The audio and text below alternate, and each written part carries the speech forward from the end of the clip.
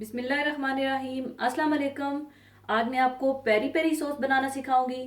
ये मैं आपको बिल्कुल बेसिक रेसिपी बनाना सिखाऊंगी। Peri peri sauce basically African chillies जो कि बहुत ज़्यादा हार्ड होती हैं उससे बनाया जाता है, और अफ्रीकन चिलीज़ बहुत सारी जगहों पर आसानी से नहीं मिलती। तो इसको मैं कश्मीरी रेड चिलीज़, जिसे तलहार मिर्चें भी कहते हैं, और गोल मिर्चों के साथ बनाऊंगी, जिससे बहुत ही मज़ेदार पेरी पेरी सॉस बनेगा।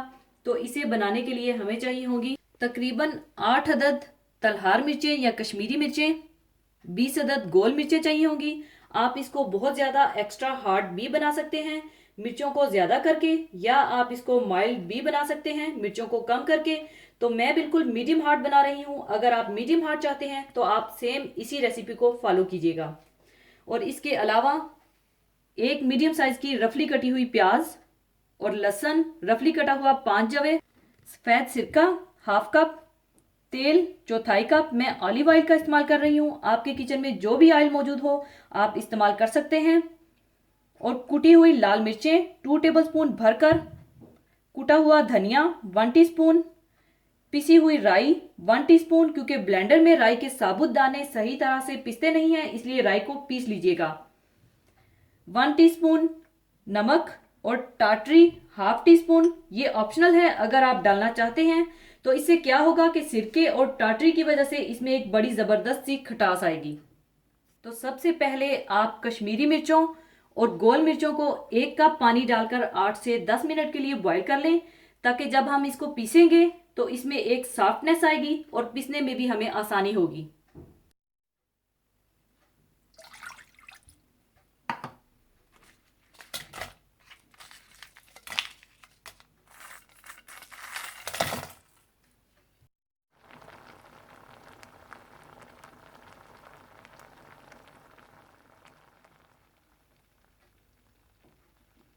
10 मिनट हल्की आंच पर बॉईल करने के बाद अब आप इसे ठंडा कर लीजिए, और ठंडा होने के बाद इसे मैं ब्लेंड करूंगी।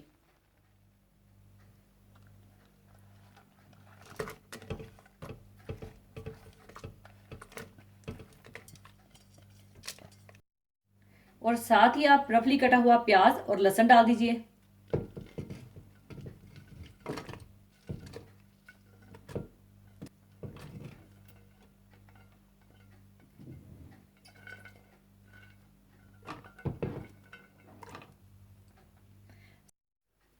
कुटी हुई लाल मिर्चें, कुटा हुआ धनिया, कुटी हुई राई, नमक, टाटरी, तेल और सिरका डाल दीजिए।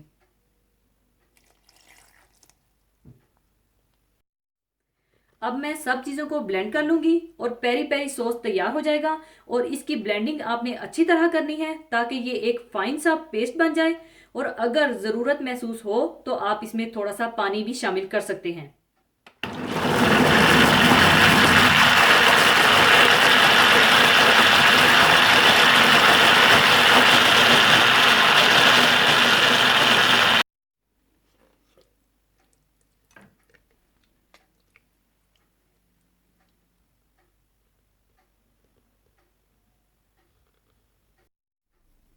लीजिए, पेरी पेरी सॉस तैयार है। यही सॉस पेरी पेरी चिकन को मैरिनेट करने के लिए इस्तेमाल किया जाता है, और यही सॉस रेस्टोरेंट्स के टेबल्स पर भी रखा जाता है, और इसे आप काफ़ी दिनों तक फ्रीज भी कर सकते हैं। इसके आप अलग अलग छोटे छोटे पैकेट्स बनाकर रख लीजिएगा, और जब भी पेरी पेरी चिकन बनाना हो तो एक पैकेट निकालिए या जितना आपको चाहिए इस्तेमाल कीजिएगा। और अगर आप 1 किलो चिकन ले रहे हैं तो आप इसमें तकरीबन 4 टेबलस्पून डाल लीजिएगा। ज़रूर बनाइएगा। और जाने से पहले एक हदीसे पाक शेयर करना चाहूँगी। हदीसे पाक इस तरह से है। हज़रत अबू हुरैरा रज़ी अल्लाह ताला अन्हो रसूल करीम सल्लल्लाहु अलैहि वसल्लम से रवायत करते हैं कि आप सल्लल्लाहु अलैहि वसल्लम ने इरशाद फरमाया, पराई औरतों के मामले में पाक दामनी इख्तियार करो, तुम्हारी औरतें पाक दामन रहेंगी। अपने बाप के साथ अच्छा सलूक करो, तुम्हारी औलाद तुम्हारे साथ अच्छा सलूक करेगी। जिस किसी के पास उसका भाई عذر خواہی اور اظہار برات کے لیے آئے، اس کا عذر قبول کر لینا چاہیے، خواہ وہ صحیح کہہ رہا ہو یا غلط بیانی سے کام لے رہا ہو۔ جو شخص اس طرز عمل کو اختیار نہیں کرے گا وہ مجھ تک حوض کوثر پر نہ پہنچ سکے گا۔ کون شخص یہ نہیں چاہے گا کہ اس کے گھر کی خواتین پاک دامن رہیں؟ یہی خواہش اسے دوسرے لوگوں کی خواتین کے بارے میں بھی ہونی چاہیے۔ معاشرے کے لوگ اگر اس بنیادی بات کو ملحوظ رکھیں تو وہ دوسروں کی بہو بیٹیوں کی عزت و ناموس کے غارت گر نہیں بلکہ محافظ بن جائیں گے۔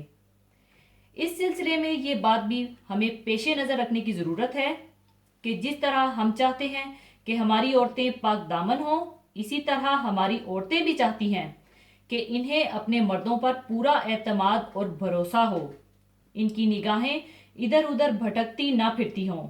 آخر ان کے اس جائز مطالبوں کو کیوں نظر انداز کیا جا سکتا ہے؟ اسی طرح اگر ہم چاہتے ہیں کہ ہماری اولاد کا سلوک ہمارے ساتھ بہتر ہو، وہ نافرمان نہ ہو، وفادار اور فرمانبردار ہوں، تو پھر ہمیں خود اپنے والدین کے ساتھ نیک سلوک کرنا چاہیے۔ ہمارے اپنے اندر اگر بڑوں کی خدمت اور ان کے احترام کا جذبہ موجود ہوگا تو ہماری اولاد کی صرف جسمانی پرورش ہی ہمارے گھر میں نہیں ہوگی بلکہ ذہنی، فکری اور اخلاقی لحاظ سے بھی اس کی نشو و نما ہوگی اور وہ ٹھیک اس سانچے میں ڈھل سکے گی۔ اپنی سیرت کا جو سانچہ ہم اس کے سامنے پیش کریں گے، اگر معاشرے کے بیشتر افراد اس اصولی بات کو اپنے سامنے رکھیں تو بچوں کی اٹھان بہتر انداز پر ہوگی اور ان کی زندگیوں میں کوئی خرابی بھی پیدا نہ ہوگی، یعنی نیک کر کے ہی نیکی کی امید کی جا سکتی ہے۔ حدیث کے آخری حصہ میں یہ تعلیم دی جا رہی ہے کہ ہمارا بھائی جب کسی معاملے کے سلسلہ میں جس میں اس پر الزام آ رہا ہو اپنی برات ظاہر کرنے کے لیے کچھ عذر پیش کرے تو ہمیں قبول کر لینا چاہیے۔ خواہ مخواہ کے لیے اسے مجرم گرداننے کی ہمیں فکر نہیں ہونی چاہیے۔ ہمیں اگر معلوم بھی ہو کہ اس کا عذر صحیح نہیں ہے اور وہ غلط بیانی سے کام لے رہا ہے تو بھی ہمارا ظرف اتنا کشادہ ہونا چاہیے کہ ہم اس کے عذر کو قبول کر لیں اور اسے ذلیل ہونے پر مجبور نہ کریں۔ اس کے بھرم کو بھی باقی رکھتے ہوئے جو اصلاح کی جائے گی وہ زیادہ کارگر ثابت ہوگی۔ بے آبروئی کے بعد شرم و حیا اٹھ جاتی ہے اور آدمی برائی اور گناہ کے کاموں میں بے باک ہو جاتا ہے۔ شرم و لحاظ برائی کی راہ میں ایک زبردست روک ہے۔ اسلام میں تو حد الامکان حدود کو بھی ٹالنے کی تعلیم دی گئی ہے۔ خود نبی کریم صلی اللہ علیہ وآلہ وسلم کا طریقہ یہ رہا ہے کہ ایسے موقعوں پر آپ چشم پوشی سے کام لیتے تھے اور چاہتے تھے کہ حد جاری کرنے کی نوبت نہ آئے، لیکن جب مجرم خود ہی اس کے لیے کوئی گنجائش باقی نہیں رہنے دیتا تھا تو پھر حد جاری کرنے کا حکم دیتے تھے، اس لیے کہ دین میں اصل مقصود اصلاح و تربیت ہے، نہ کہ زیادہ سے زیادہ لوگوں پر حد کا نفاذ۔ رسول کریم صلی اللہ علیہ وآلہ وسلم فرماتے ہیں کہ جو اپنے بھائی کے عذر قبول نہیں کرتا تو پھر وہ میرے پاس حوض کوثر پر نہیں پہنچ سکتا۔ حوض کوثر خیر کثیر کا مظہر ہے، اس سے سیراب ہونے والے وہ ہوں گے جو سراپائے خیر ہوں گے۔ سراپائے خیر ہونے کے لیے اعلیٰ ظرفی لازم ہے، اس لیے حوض کوثر پر آپ سے ملاقات کرنے والے وہی لوگ ہوں گے جن کے یہاں کسی طرح کی تنگی نہیں پائی جاتی ہو، نہ فکر و احساس کے لحاظ سے وہ پست ہوں گے اور نہ کریمانہ اوصاف کے اعتبار سے ان کا دامن تنگ ہوگا۔ ایسے لوگ معاشرے کے منتخب ہوتے ہیں۔